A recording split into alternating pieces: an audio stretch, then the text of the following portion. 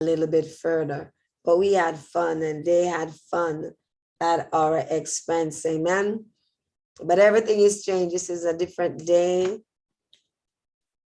and a different time, but we used to enjoy April 1st, and Saturday would be April 1st. I think Saturday. Yeah, today is 27. I think so, but we're going to go into a new month, and it's amazing, amen, that the time is going by so quickly. We used to enjoy April 1st and Saturday. Amen. It's a great day. It's a great day to be alive. All I know is this week is going to be April 1st, and the time is going very quickly. I haven't seen Rachel. All right. I have not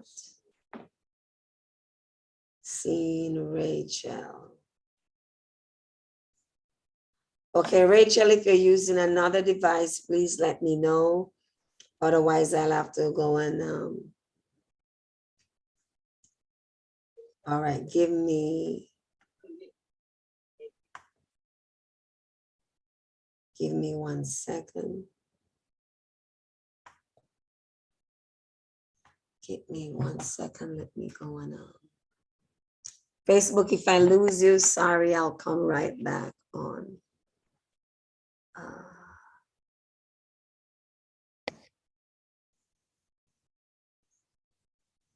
Let me see if she was trying to contact me. There is a change in time, and sometimes the change in time can, I know it has fooled her on a number of occasions with the time.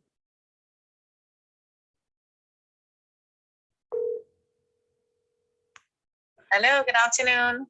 Remember, it is time. Remember, it's 2 o'clock your time. I'm putting in my meeting ID. Okay, all right. So. All right, okay.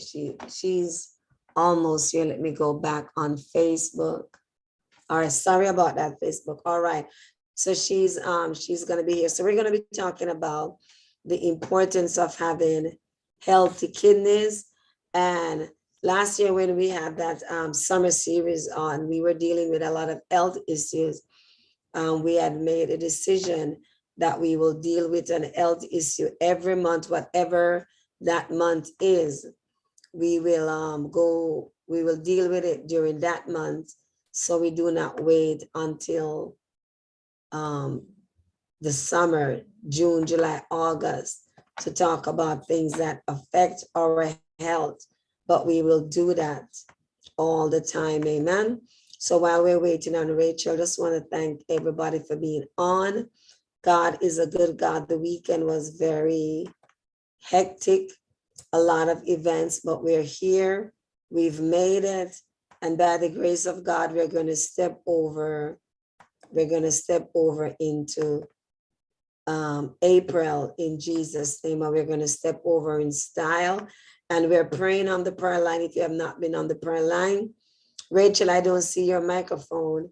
God is doing great and marvelous things on the prayer line that we're opening. We're unlocking some doors. We're opening, we're locking and unlocking, and God is good. Rachel, you need to put on your microphone.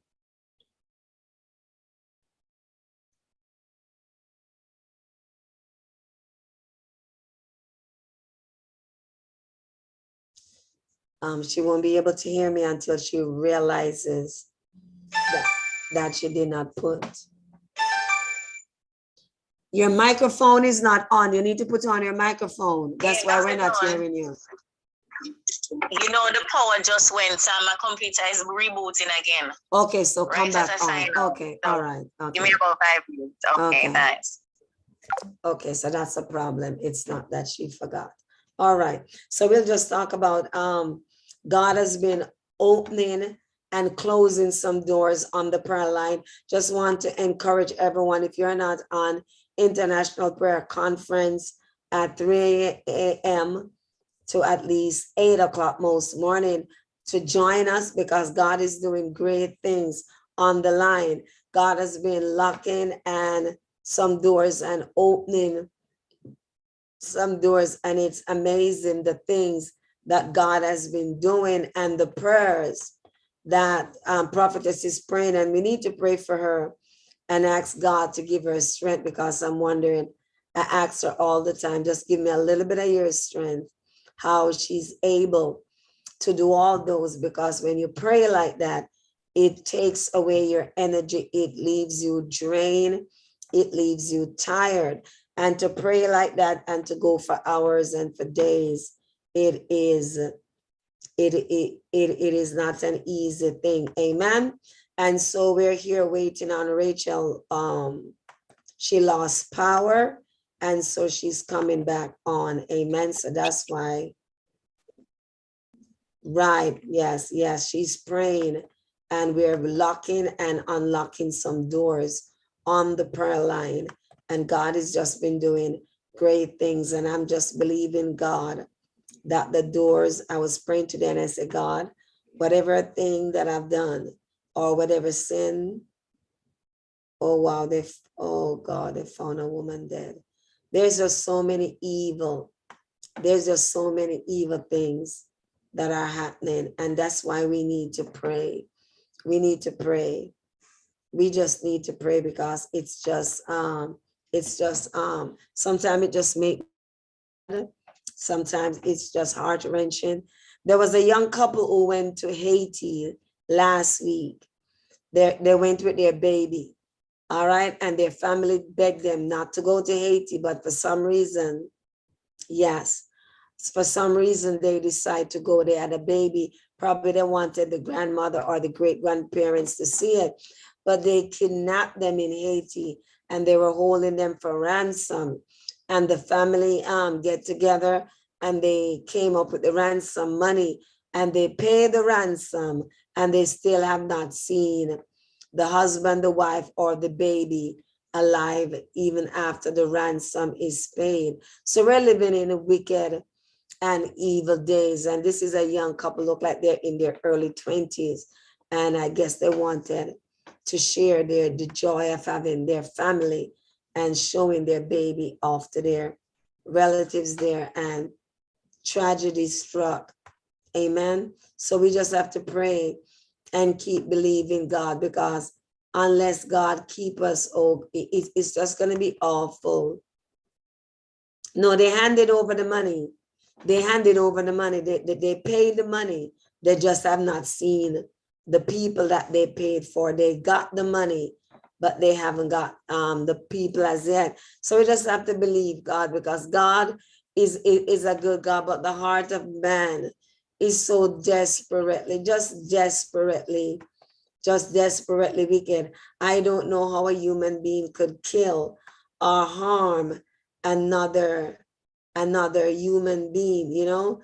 And sometimes I say to myself, these people, they are so, if you are that intelligent, why don't you use your intelligence and put it to a good use, rather than use your intelligence to just kill people? You could use your intelligence for a good purpose. Amen.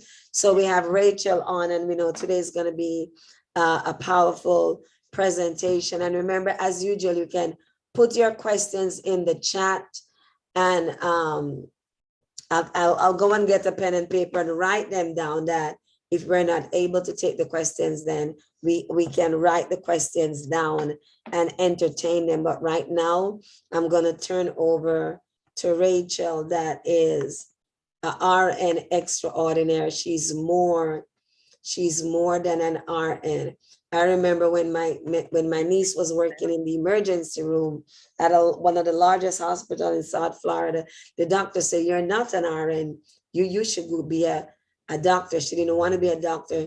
She went and studied to be a nurse practitioner, and then somebody offered her partnership in their business, because she is so much more. And Rachel is one of that person. She speaks with authority, and I'm gonna call her Dr. Rachel until she gets her doctorate. Oh, they got the money, but now they want more money. Okay, so they pay them. Somebody just update me. They asked for $6,000 and they pay them $6,000. So now they want $2 million for each person. Where is the family supposed to get $2 million? So we just have to pray and believe God that these young people gonna return to their family. God bless you. At this time, I'll hand over to Rachel in Jesus' name. Rachel, over to you.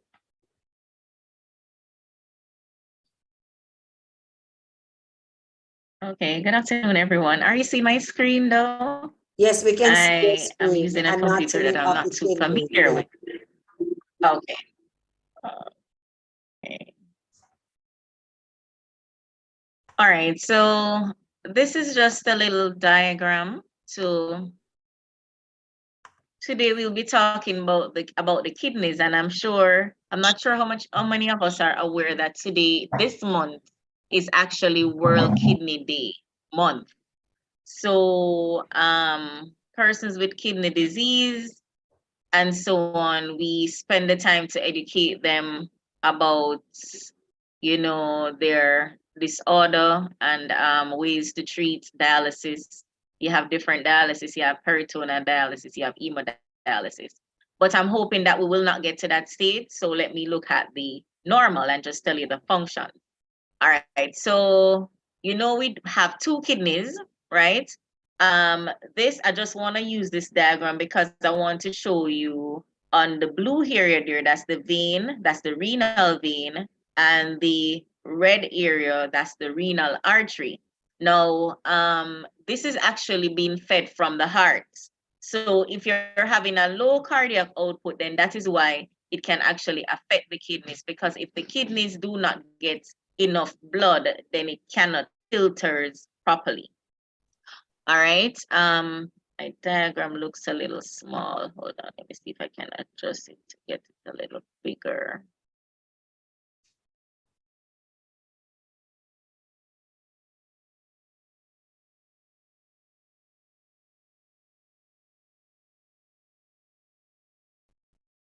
All right, so I got it to look a little bigger. All right, so as I was saying, so this one here feeds from the inferior vena cava of the heart, which is the blue color in blue. Then we have the aorta in red here. So we have the adrenal gland, which you're gonna see later on that it plays a vital role in the kidney functioning and so on, in terms of the hormones that it actually secretes for kidney functioning. And we have the left kidney and the right kidneys. Now, if you notice that one of the kidneys a little displaced lower down, that is because of the position of the heart.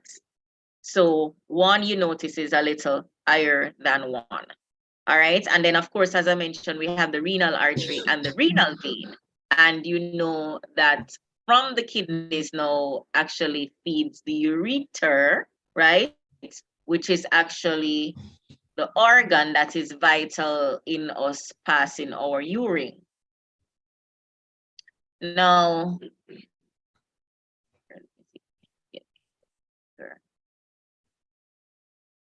know how to get bigger.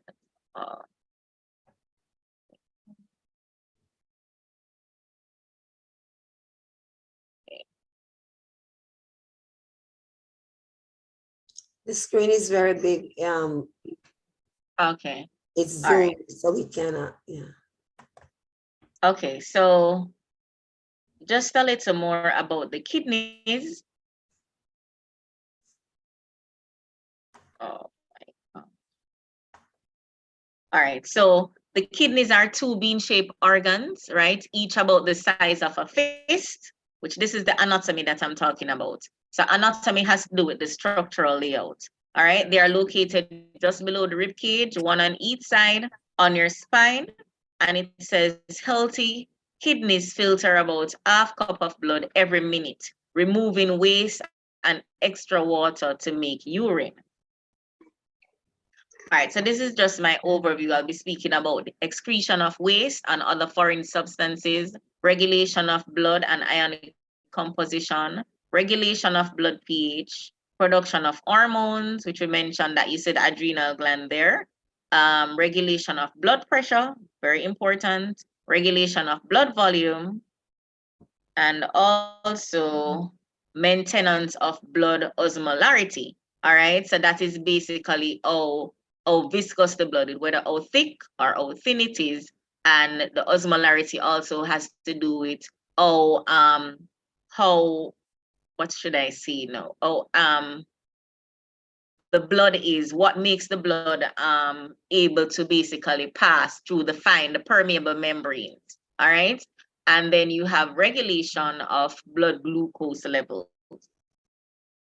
All right, so the function now of the kidneys. All right, so we have 3 vital functions. All right, so it's for sodium and water removal, waste removal in the form of urine, and hormone production.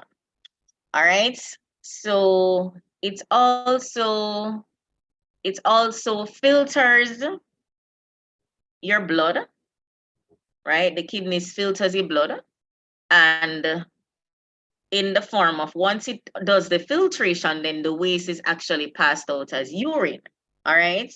It also removes waste, as we said, and that is done through your urine. And we spoke about hormone production. Now, the hormone production has to do also with how we maintain our fluid balance. All right. So when you know that you have sodium in the body, potassium, those are all ions, and all of them are of vital importance to be maintained at the normal level. Once they're not being maintained at the normal level, they can actually cause neurological disturbances, so you become confused. So the kidneys are very important. And if you notice, persons who have actually chronic or end-stage renal disease, most of the time they tend to become confused because the kidneys is not able to excrete all of that waste. So if they don't get dialysis in time, all of that waste is now built up in the body as toxin.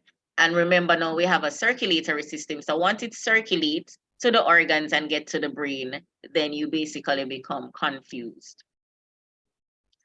All right, so now we're talking about the problems. All right, problems with the kidneys, and this would have to do with the unhealthy kidneys. All right, if you notice, fluid overload. All right, so as we mentioned before, that anywhere there's too much salt, it's going to pull water with it.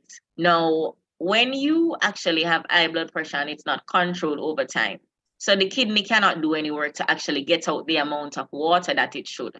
So as a result of that, the excess is actually built up and it is stored in the interstitial tissues, right? So that's under the skin, right? And so you notice when you actually presses it, there's a lot of, like, it's sink, right? We call it pitting edema because of that, all of that fluid on board. All right. And so your kidney is not really functioning as it should to get rid of that excess fluid out. So for most persons that would actually have impaired kidney function to the point of end-stage renal disease where you need dialysis, you would find out now that with this in mind now, then you would basically start having swelling. And the swelling is not just confined to feet. Sometimes you can have generalized edema. So you have facial swelling, the upper extremities is swollen, which is the hands and the feet. So you have also elevated waste. So if the kidney is not functioning, so the kidney, as we mentioned, also for waste removal. So you have urea that is removed in the urine, your creatinine, right? And you have potassium, excess is potassium. Because remember, the kidneys, what it does, it has to remove the excess potassium because potassium is one of the vital ions that is needed for the pumping mechanism of the heart. But if it is in too much of a great demand, I mean, in too much of a large number, then what it's going to do, it's going to overexcite the heart, and then the heart is going to beat too fast, and then it can stop beating. Because remember, the heart is a muscle, right? But it is a muscle made of elastic fibers. So just like think of an elastic band. if it actually stretches too much or too far beyond this capacity. So it's stretching above that every day. What is going to happen now? It's not going to happen. It's going to lose the efficacy to really stretch and recoil as it should, right? So as a result of that, you're going to have fluid building up because that is going to prevent the kidneys from actually carrying out its function. And if the potassium is not actually being excreted in the urine, then of course it's going to build up and it's going to affect not just the heart, but it's also going to affect the brain.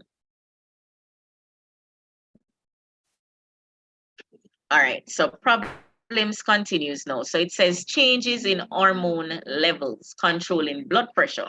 Now, we know that we have there are hormones that actually controls your blood pressure. And later on, you'll see about the renin-angiotensin system. I don't want to basically confuse you too much, but I'll explain it in the simpler form so you can understand.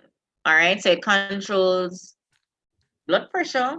And even though our red blood cells is actually also made in stored in the red bone marrow, in the bone marrow, we also have our red blood cells being made in the kidneys, right?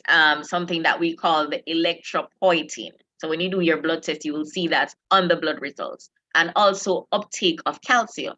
Now, our bodies function on something called the sodium potassium pump. All right. And the sodium potassium pump, what it does, it actually creates a balance. So what it does is like when the calcium is actually going into the cells, the potassium is coming out and vice versa. Right. And that process has to be a continuous process. Right. Once we're not having that at an optimal level, then we're going to have like an imbalance. Right? And once we have an imbalance, then it's going to cause an imbalance in our blood pH. So the blood is either is going to become too acidic or it's going to become too alkaline. And either one can also affect our respiration. And so we end up with respiratory alkalosis, which means that the blood is, our breathing, the blood is too alkaline. So it affects our breathing. And the same for respiratory acidosis. It can acidosis and metabolic alkalosis, right? So it meaning that the blood is too acidic and the blood is too alkaline. So either one can be a problem. What we strive for is that the blood is supposed to be at a neutral ground, all right? And that would be anything between 7, right, to about 7.3 thereabout. You don't want it to go too far over because then it's going to go into the state of being too alkaline. And as we mentioned before, both of them can cause a problem.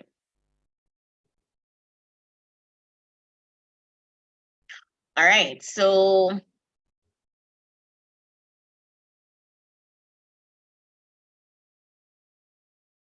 by forming urine, this is now excretion of waste and other foreign substances, right? This is one of the other key function of our kidneys. So it is saying by forming urine, the kidneys help excrete waste substances that have no useful function in the body. And so that is why when you go through your process of digestion, right?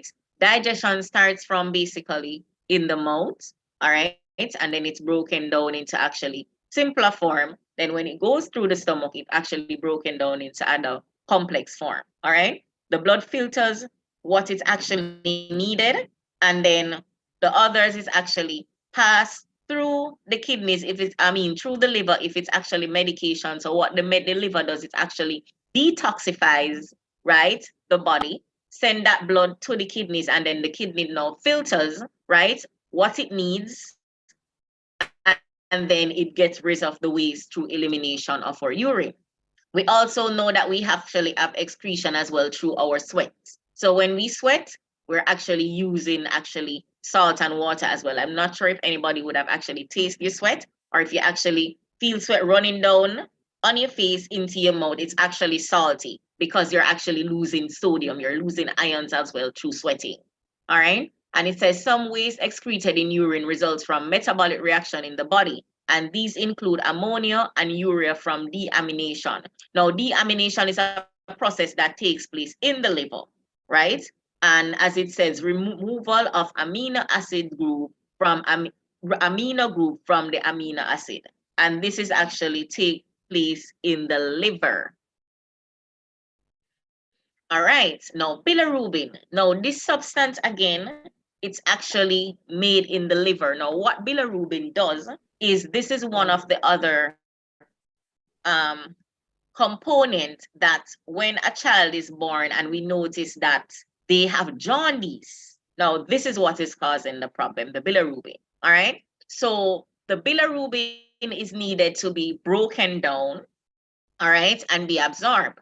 But sometimes when a baby is born for whatever reason, right, we have some form of impairment with that. And so we have to actually put them under ultraviolet lights, right? So what the ultraviolet light, it actually does is actually helps the bilirubin to be reabsorbed and broken down, all right? So we can get rid of that yellow looking color that is in the skin. And so sometimes that is the function. If you notice, back in the days, your grandmother would say you put them in the sun. That process still exists, because when they're in the hospital, that's all they do. They put them under the ultraviolet light, right? So actually taking the baby in the sun, that can also helps to reduce the jaundice. So it says now, bilirubin from catabolism of hemoglobin, right?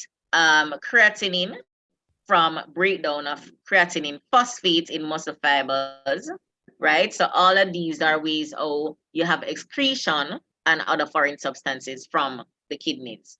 You have uric acid from catabolism. And as we mentioned now, what catabolism is just simply just the breakdown of complex molecules into simpler ones in living organisms, all right? And you also have breakdown of nucleic acid and other ways, which includes foreign substances from our diet, such as, as we mentioned, if you're on medication, right? Those would have actually been some of the foreign substances, because remember now, medication is not something that would have actually been normal. It's when you're sick that you take medication. So that's not one of the normal processes, but those are actually foreign, right? Substances that we would have taken in. And also, as we mentioned, environmental toxin.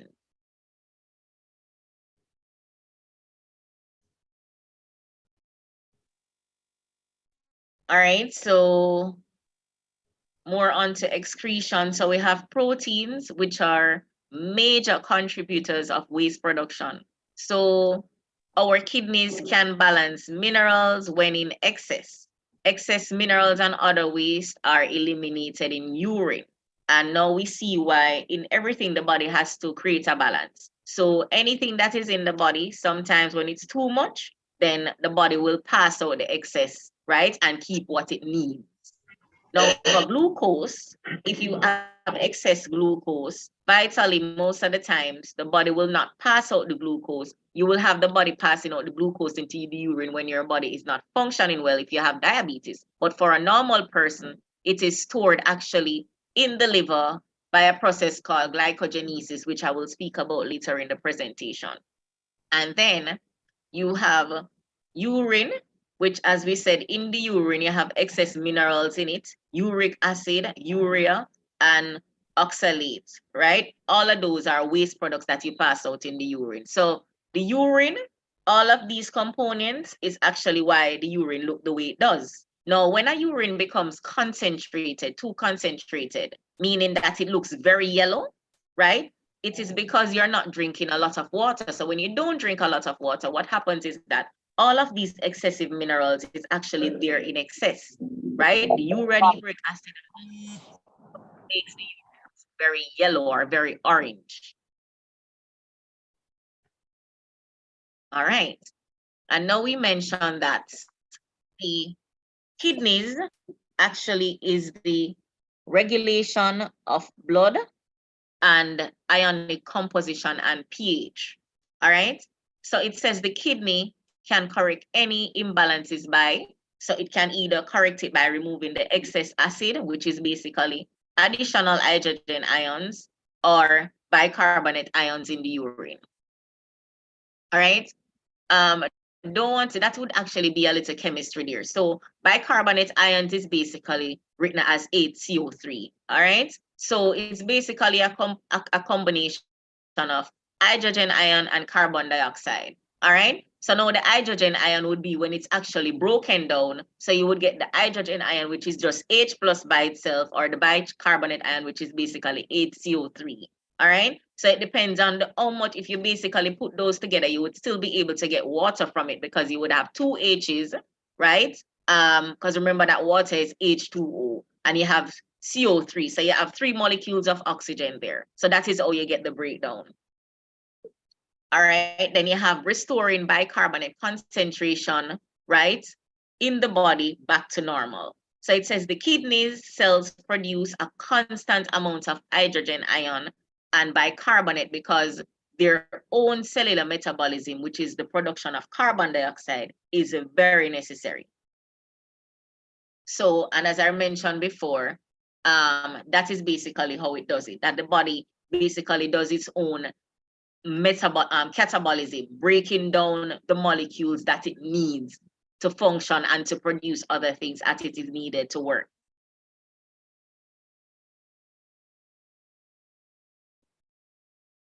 All right, so it says whether the kidney removes hydrogen ion, bicarbonate ion in the urine, it depends on the amount of bicarbonate filtered in the glomerulus from the blood relative to the amount of hydrogen ion secreted by the kidney cells. So if you notice, if we see now right here, as it actually now is actually saying about, speaking about balance. So if we have too much hydrogen ions being removed, right, or too much bicarbonate ion being removed, then we're going to have a problem. All right. So because as we mentioned before, you would definitely need all of these ions to actually be a part of the whole excretion process, excretory process, right? That actually helps the kidney function to go on. And as we mentioned, that once you basically start having any dysfunction in these, then it's gonna actually affect the vital organs. And so the blood pressure also can be involved as well. So when the blood pressure is affected, and if the blood pressure goes too low, then you're going to now have an issue with your glomerulus, because as I mentioned that the kidney is vital in the glomerular filtration rate, but your glomerular filtration rate is actually what else to drives the blood pressure. So if you don't have enough hydrogen ions, right, which hydrogen ions is all a part of the formation of the molecule, water molecule in the body. So if you don't have enough water in the body, it means that your volume is going to be low, which means that you can lead to dehydration. And if you're dehydrated, it means then that your cardiac output, which is the amount of volume that your heart would usually put out, it's going to be decreased. And if that is decreased, then also your vital functions, your brain, you're going to have headache, or you're going to start feeling confused, or you're going to start having palpitation because enough blood is not getting to the organs for them to do their work. So it is very, very, very important. And that is why when persons have renal disease, I mean, earlier on, we would learn that the heart is the most vital organ. But when you actually learn more about medicine, you realize that all the organs work in collaboration with each other. All right. So if one fails, then it's going to affect the other. So it says, likewise, in the amount of secreted hydrogen ion greater than the amount of filtered bicarbonate, then the hydrogen ions will be lost in urine. All right. So as what we're saying here, if you notice, so secretion from whatever meals you eat or for whatever you drink, if the hydrogen ion is greater, right, than whatever is filtered. So filters meaning is whatever now is going to pass out in the kidneys. That's why we said after the kidney finish using whatever it needs, the excess is going to be passed out in the urine, right? And then what is going to happen now is that it's going to make the urine too acidic. And as we mentioned that sometimes when the urine is too acidic or the urine is too alkaline, then we have a problem, because sometimes too that can also affect the metabolism, right? In the way our body metabolize food or other nutrients, and so we can start getting sick. So I didn't want to go into the anatomy too much, but let me just reiterate that basically some persons with kidney disease, you know, they might have weight loss. You might notice that the skin is very dry and itchy, and sometimes it looks very white and flaky, right? Sometimes they will have shortness of breath, right? Because remember that we spoke about the whole metabolism. So you have shortness of breath, or sometimes you will have blood in your urine, right? That is when you have actually too much protein being broken down. And you can have also, for the men, they will tend to have erectile dysfunction. So as well as you have muscle cramps because you are having electrolyte imbalance. So it's either you have too much potassium on board, too little calcium, and so on. So all of those are actually vital functions of the kidneys. And if your kidney function is not being maintained as optimal, then those are some of the signs that you will actually find happening with you. All right, so as we mentioned now that the human kidneys secrete two vital hormones. We mentioned the erythropoietin and the calcitrol. Now, for all our renal patients, when they start getting dialysis, you will see we give them the erythropoietin in the form of an injectable, and we will give them calcitrol. Reason being, the erythropoietin is very important because if they do not get the erythropoietin, then it means that they're going to become anemic. And if you notice that most of our renal patients, if you check their levels, they are always or most time anemic, because once the kidneys stop working, then they no longer are able to secrete the erythropoietin, or if they do secrete it, it's actually in very small numbers. And remember, we said that actually this actually helps, this hormone helps to actually make the red blood cells. So if you don't have red blood cells be made, then you're actually going to suffer from anemia. All right, so the erythropoietin, as we mentioned, it's a glycoprotein. It acts on the bone marrow to increase the production of red blood cells. Now, remember, we mentioned that the red blood cells is actually stored actually also in the bone marrow. The bone marrow, that's where it's actually a part of where it is made. So now this is what it is saying to you, that the glycoprotein, right, that's the erythropoietin is actually a glycoprotein which acts on the bone marrow, right? And actually, so when it acts on it, meaning that it stimulates it to produce more red blood cells. So if you don't have this erythropoietin, then there's nothing to stimulate the production of the bone marrow there for you to get that additional red blood cells, right? And then sometimes when it becomes so bad, then you find out that sometimes you may have to, as I said, they get it in injectables. And worst case scenario is that they may have to, in this case, you may not need the bone marrow transplant because the bone marrow is not the main issue here. It is actually the glycoprotein, which is the erythropoietin, which is that hormone that is needed to stimulate the production of the red blood cell. So if you don't have the erythropoietin on board, they usually give you in an injectable form. I don't know if it's in tablet forms. When we give it to the patients, it's usually in an injectable. And sometimes I think we normally give them sometimes like twice weekly. Sometimes it's once weekly. It depends on what your hemoglobin level is. For some persons who can be transfused with blood, we give them units of blood transfusion. But of course, you know, blood transfusion have its place, because for somebody that is getting too much blood transfusion, they end up with something again called acute respiratory distress syndrome, where it's like when you give them too much volume, it does affect the lungs as well. So it's like that volume actually cause the lung to be over loaded with fluid, right? And so that is another issue in itself. So you would want to give blood transfusion, but we still have to be careful of how we give blood transfusion. And blood transfusion has its drawback because you have to ensure that the blood type is matching to the patient's. So the donor and the recipient, their blood groups are matching and so on.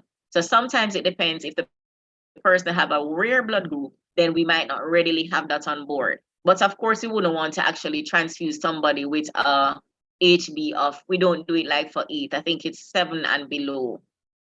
So For persons who are like probably 8, then we would actually give them iron tablets. So most renal patients, if not all, most of them are actually on their iron tablets because of the fact that the kidneys are not functional, so they're not producing the hormone, which is the erythropoietin, right, to stimulate the red blood cells production in the bone marrow. So they tend to get anemic.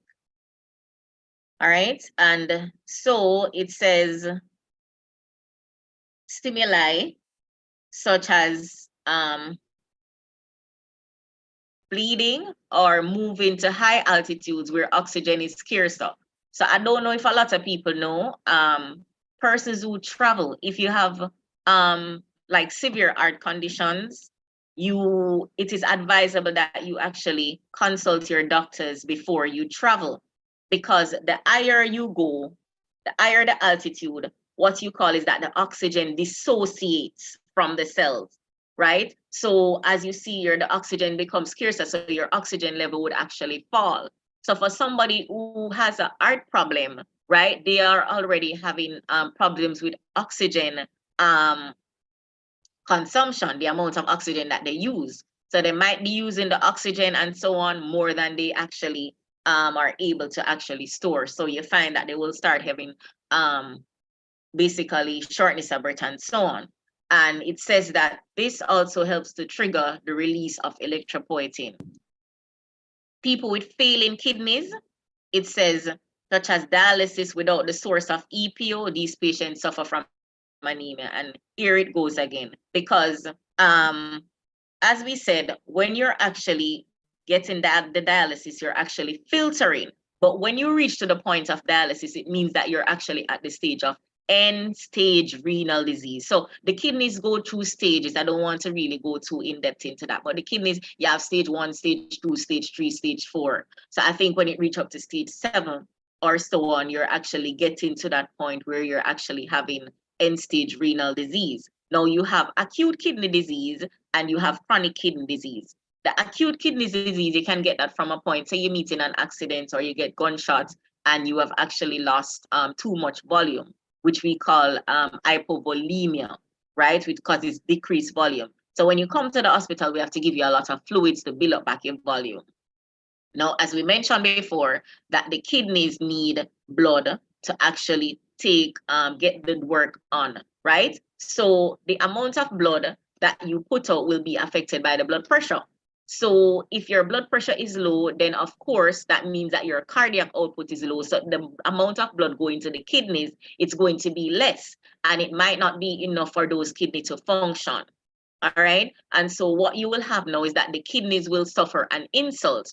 However, for acute kidney injuries, most time we can give fluids and we can actually kickstart the kidneys and it start working again by giving fluids. We call it fluids resuscitation.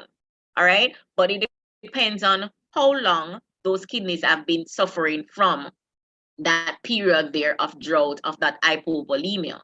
Right. So secondly, that may be reversed, or sometimes you might find that they have to start dialysis. Sometimes they will start dialysis and dialysis is successful, and then the body picks up back its function, its kidney function, and they're good to go. But sometimes that acute phase can actually become chronic, and it depends, as I said, it's depending on how long the person would have actually bleed out its volume and the phase in which you actually do that correction. So the longer you take to get the fluid started and to maintain it, right, then that can also affect the person's becoming into a state of chronic kidney disease. Now, they can still be chronic, meaning now that it's no long-term, right? So they have to be controlled on medication. It's long-term kidney disease, all right? So it's chronic, but they might not need dialysis because the kidneys is actually able to do some work. And remember that we mentioned about the stages. So you can have chronic and you're probably at a stage 6 or so on, right? And chronic meaning that the disease process, it's not going anywhere. You're going to have it there. You're living with it. But you can be living with it and it doesn't actually move on to the worst stage, which is end stage. And when you hear about end stage now, it means then now that you're going to need dialysis. So when you get the dialysis, right, remember now is that your blood is actually, it's now the machine, the dialysis machine is actually filtering the blood for you, because now your kidney has lost that function to filter. And so the machine has to take on that work for you, the dialysis machine. Now, it is a very tedious process because sometimes the patients after dialysis, they're very weak, and some of them will actually block out because the pressure goes too low. Because remember now that the volume, it actually, the kidney, the machine, it actually does something by ultrafiltration. So sometimes it actually may cause them to lose too much fluid, too much of their volume. And so it actually is like, it's actually counterproductive, because when they're at that state, you don't want to have to give them fluid to resuscitate them, because remember now that their kidney is not working optimally to get rid of all of that waste. So you would have actually put them on the machine and say you take off 3 liters of fluid, right? So when you finish that, if the patient has now actually blocked out or become so weak because of the volume depletion, then you're gonna have to give them back like a 500 liters. So it means now if the patient is supposed to say today is Monday and you dialyze the patient today, and the patient is supposed to dialyze Thursday. Now, if you actually give that patient that 500 liter bag to bring back the volume up so the patient can come back around and feel revived, then you're going to probably have to now dialyze the patient on a Wednesday instead of Thursday, because now it's too much on board and the patients start getting overloaded again. So it's a very tedious condition. It's very uncomfortable to have renal disease. I mean, we have our patients here who live for very long, 20, 30 years, but some of them, they don't even pee through their reproductive organs anymore. A lot of them don't pass any urine through their vagina or through their penis anymore, because there is nothing there. The machine has taken over all of that function in terms of dialysis. And of course, when it's at that stage, it's really, really severe end stage dialysis for them. So once you reach that stage to the point of dialysis, as we said, you have to give them back erythropoietin in the form of injectables. Otherwise, they will suffer from anemia. And we both know that anemia is another condition in itself that can cause the heart to be enlarged. And then you start feeling weak, and you're feeling very lethargic. You don't have the energy to talk. You don't have the energy to do anything because the volume is low. Remember that when you're anemic is that your hemoglobin is low, and your hemoglobin is actually what carries the oxygen. So if your hemoglobin is low, it means that you're going to actually start having shortness of breath. So you will walk from there to there and you notice you get very tired because you don't have enough oxygen carrying capacity on board because of the fact that you're anemic. There is not enough hemoglobin there present in the blood. And also you have a recombinant of erythropoietin, and you have the athlete's urine. All right, now this is what I was talking about with the regulation of blood pressure. Now, the body has a system known as the renin-angiotensin-aldosterone system, and that is basically the adrenal gland that we had showed you there at the beginning when I showed you the kidney, actually is what released this hormone known as the aldosterone. Now, sometimes when we give patients medication, right? And that is why when you give patients high blood pressure medication, there's a lot of things that you have to know about the patient. And so we have to take the patient's history, right? So it's not wise to just start the patient on any medication based on the history, and you would have actually get the information as to whatever is happening with the patient that will actually tell you what medication to give. All right, and so you have different categories. You have calcium channels that actually works with the heart. You have beta blockers that actually relaxes the smooth muscles and lower blood pressure. You have the ACE inhibitors, which would actually work here similar with the renin-angiotensin-aldosterone system. So you have different medication that works differently on different organs to actually lower blood pressure. So it says the renin-angiotensin-aldosterone system increases blood volume and pressure. All right, so you have the angiotensin hormone, which actually is broken down into angiotensin 1. Angiotensin now is actually broken down into angiotensin 2. So there are phases in the body that it goes through, and then you get them broken down into different phases. And the direct effects that you get from this is that it causes arteries to constrict, resulting in increased blood pressure. Now, of course, when you have constriction, you're having like this, like it's squeezing. So remember, I told you before when we looked at the heart that when you eat all of these fatty foods and the arteries are blocked, that is what happened. So the blood now have to squeeze now to a smaller lumen, right? So that is basically gonna increase the pressure. Think of a hose. If you actually bend the hose at one area, and if you notice that the water is gonna come out at the end, basically with a high pressure. So that is basically what happened. When you actually have constriction, vasoconstriction, it results in high blood pressure. When you have dilation, meaning that the vessels become dilated and relaxed, then of course the blood pressure is lowered. All right. So see, you have decreased glomerular filtration rates, right? Which results in water retention. So of course, that's why I said the glomerular filtration rate is actually what helps to control the blood pressure. So if you have a decrease in blood pressure, right, it means that you're going to have decrease in cardiac output. And if you have decreased number of blood coming from the heart, this is what is going to happen. The glomerular filtration rate, which is actually the kidney function, or the kidney function, is also going to be reduced. And so as a result of that, then water is now going to be built up in the body.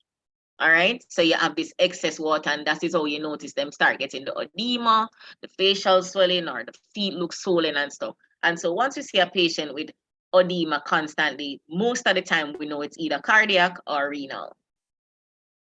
And of course, if you're having water retention, you're going to have increased thirst, because you know why?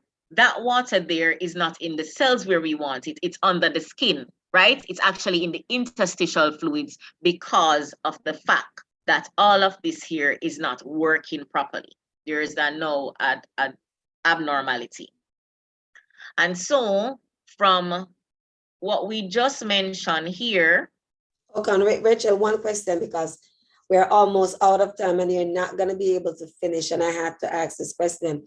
At what point do you give people water pill and the different kinds? Because people have different kind of water pills and they take it with different frequency. So at what point do you give the water? Okay. So as we mentioned before, that water pills, even though it is saying water pills, but we have water pills that we do give for the heart, as opposed to water pills that we give in terms of kidney function. Overall, though, the water pills is just when you notice that they're in overload. So is that the kidneys is not actually getting rid of the waste as it should. So you notice that, just like we mentioned here, the water is actually being retained in the body, right? And that can be a problem for them. Just that the fact that it's actually being retained, because you have persons that have who's in heart failure, and so the water, they have excess fluid on board on the heart, which is dangerous, because when you have that fluid building up there in the thoracic cavity, then the heart, it actually interferes with the ability of the heart to pump as it should. So what we have to do is give them that type of medication, right? Whether it is, we have lots of them. So we have spironolactone, right, which is one of the medication that we use for persons with renal failure who is actually retaining water. Now, what the spironolactone does is help them to pull the fluid in the form of urine. So they pass out that urine, right? They pass out that fluid in the urine, but at the same time, it is a potassium sparing drug. So though they're losing the fluid, it actually is sparing the potassium so the body can lose it. Now, we also give Lasix. Now, you can give the Lasix. The Lasix is going to do the same thing. It's going to get rid of the excess fluid, but you're also going to be losing potassium. So if you're not giving potassium sparing, the potassium can become too low, and then there is not enough for the hearts to beat. And so the person can get a cardiac arrest. So it depends on the history and your assessment of the person. So when you do the assessment, it's based on basically the swelling, the type of edema, whether it's pitting or it's non-pitting. And basically you would want to take a history from the patient as to basically how often they are passing their urine and so on. If they notice that there is swelling to the feet, or if they're having facial edema, or there's swelling to the hands. So all of that is what you use to basically work out what medication you give. And if the person has high blood pressure, then you basically give high blood pressure medication. You have one called hydrochlorothiazide, which is HCTZ. So what that does, it works on the kidney loop, right? It works on the kidney loop and actually pulls the fluid from the loop there in the kidneys and get rid of that excess water out of the body. But that one actually works on the blood pressure. So as remember, we mentioned that if you're actually the pressure is low, then you're actually decreasing volume. So that is how persons with high blood pressure that is on a hydrochlorothiazide medication, what it does, it actually works on the loop there, the kidney loop, one of those dilating loops, and actually pull the fluid, thus lowering blood pressure on the other end. So it depends on whatever else the doctor is seeing happening, because sometimes if they notice that you're looking like you are a little odomatous, and as I said, the type of medication that you get would actually be dependent on the history that you give, and they will sometimes look at the urinary frequency. They will look at how swollen you look in terms of your face, your hands, and your feet. And if the pressure is low, high, then they will give you that type of medication, because they would realize now that because the pressure is high, whatever is happening with the kidney, that is causing you to retain that fluid. So they would now see the need to give you that medication to pull that excess fluid and you pass it out in the urine. For the others, it would depend if it's actually heart. Now, sometimes we know that persons who have heart failure, it can lead to kidney failures. And so you will find that they sometimes get more than one water tablet. So they have one lower in the pressure and they have one actually working on the heart. But as we said, for those patients, you really have to monitor them. And sometimes that's why you'll hear the doctor tell them that make sure you drink a lot of water, because if they're losing too much fluid on the other end, then they can become dehydrated. But as we mentioned before, that if you're actually having a kidney issue where you're actually pulling that fluid because you're actually too swollen, then they have to look at the fact that you have to maintain the potassium as well. Because if you're pulling too much potassium, then as we said, the heart is not going to be able to beat, because the heart requires potassium to actually carry out its pumping mechanism. So I hope that answered the question.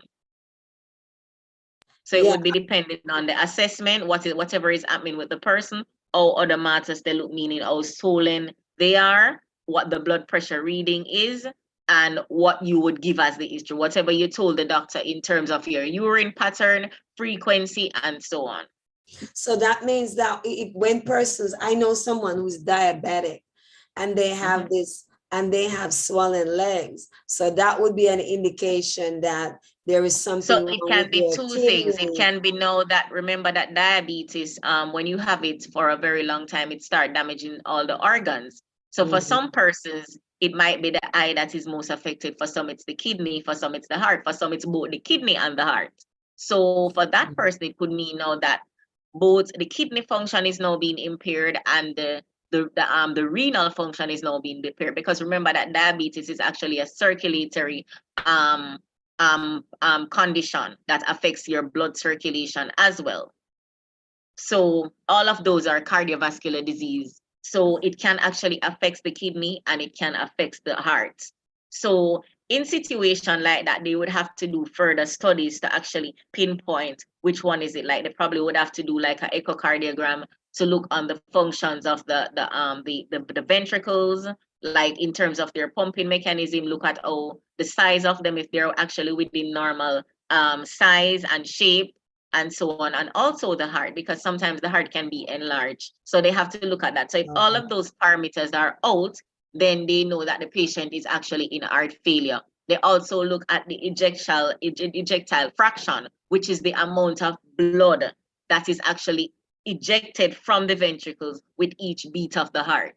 So They actually look at that. Now, for the renal function, they would have to look at the test, like your urine and electrolytes. So they look at the bone levels, the urine levels, the creatinine level, the urea levels, and the creatinine levels. So if it's actually above the normal or so, then they know that there is something wrong with the kidney function. So sometimes it can be both heart and kidneys. Sometimes it's just one. Okay. All right. This is a question in the chat because we're over our time. It says, I have swollen legs and ankle and shortness of breath. And from what you said, this could be an indication of kidney failure when they have all these three, or it could be of a heart. Right. But this person, though, has she ever been to the doctor? Is this person somebody with high blood pressure? Because that should be checked out. Because if you're having shortness of breath now, plus you're having edema, which is swelling, then you should find out what is the cause. Because people don't just have edema like that. It's actually something causing it. Now, you can have edema that is actually occur from just that you're doing long sitting, which is normal. So if you're actually sitting for very long hours, it's just that your blood is going to be pooled in the lower extremities because you're not walking. Remember that when you walk, the pumping mechanism of the walking actually pumps the blood back up to the head and neck vein for the circulatory process to continue. But if you're actually not somebody who is very active and your feet is swollen, it doesn't mean that your kidneys and your heart is bad. It may just mean that you need to be more active. So what you can do is actually when you sit down, you try to elevate the legs, or when you're sleeping in the bed, you actually elevate your feet on pillows to the level of the heart, and that can help it. But the fact that the person is having shortness of breath, that sounds like that's something else going on. So she needs to get it checked out. Could you please answer, Basil Stone, could you, because you're online, could you answer that question?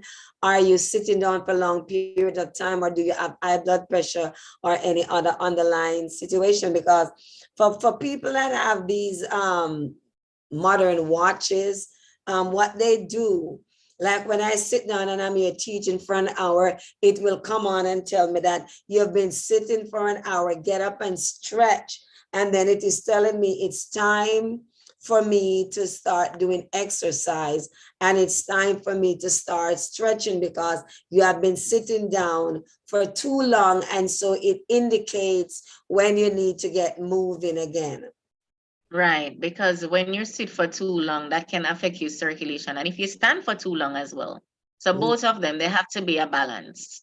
And that's why some persons end up with peripheral vascular disease. Because remember, if you start having poor circulation and there is not enough circulation in the lower extremities, sometimes you actually damage the vein. All right, she wants to raise her hand. Let me see if I can get you to raise your hand so that she can talk with you. All right. Oh, you're okay. Let me unmute you. Sorry. Unmute. Go ahead and unmute. You can go ahead now. Okay, Miss Stone, I'm hearing you. Are you somebody with high blood pressure? Do you have high blood pressure? Unmute yourself. Unmute. Okay, go ahead. Go ahead. Go ahead. Hello? Are you here? Yes. Do you have high blood pressure?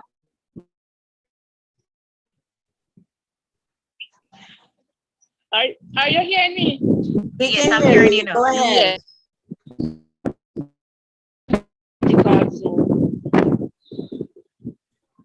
Are you on the street?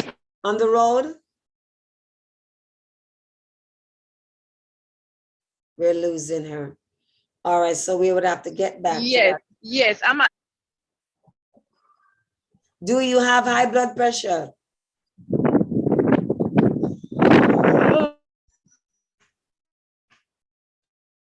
All right, we're not you're going in and out from your location, you're going in and out.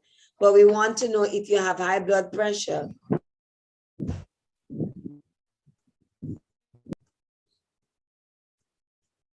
The feed is not good where she is, and so she's muted again. I guess we're gonna have to come back to her tomorrow. Yes, we will have to come back to you tomorrow. We have to stop here right now because we're out of time. And remember, we're coming back to pray on the prayer line. So we're not gonna go over because you'll have to do what you're doing to come back to pray at 7 and 6 p.m. So come back with your questions tomorrow, and Rachel will finish up and ask the questions that you have, okay? So God bless you all. Invite your friends and family, anybody who you know or you think may benefit from how to maintain healthy kidneys. Join us tomorrow as we continue to learn, okay?